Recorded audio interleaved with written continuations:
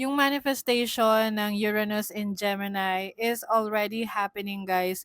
Napanood nyo ba yung ni-launch na live stream portal sa BGC?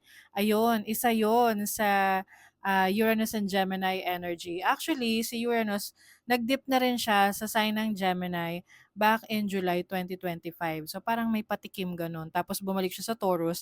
Tapos ngayon, ngayong darating na April, ah, papasok na talaga siya sa sign ng Gemini. So, it is a manifestation ng Uranus in Gemini kasi Uranus, it rules technology. Eh, yung mga live stream portals na yun, of course, technology yon.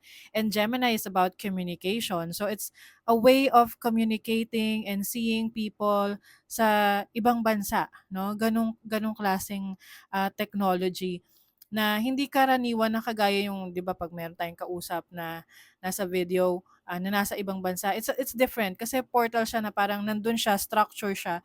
Tapos it makes sense din kasi Saturn and Neptune is entering Aries.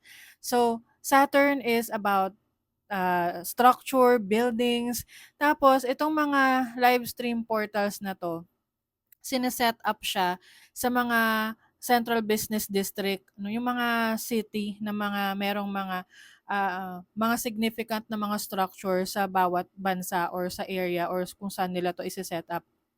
And Aries is pioneering. So, sa Philippines, I mean sa Asia, yung Philippines yung unang nagkaroon ng live stream portal. 'Di ba? Nakakatuwa lang. And Saturn is boundaries. However, magiging conjunct siya sa Neptune, which is about the dreams, the illusion.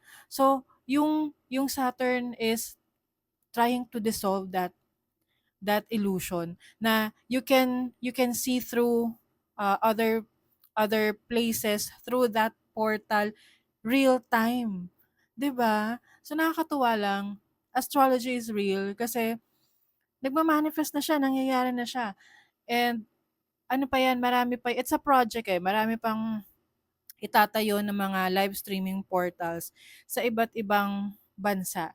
And nakakatuwa lang talaga kasi it is happening. So I wonder kung yung mga susunod pang changes, lalo na guys sa technology, because of course Pluto is already in Aquarius. So Pluto is power and change, and Aquarius energy is about like a rebellious change, okay, and also futuristic change. So ngayong 2026 we will see a lot of ito yung mga dati illusions lang natin or iniisip lang natin na possible mangyari, pero it is going to happen. So, exciting for 2026. Something to look forward to.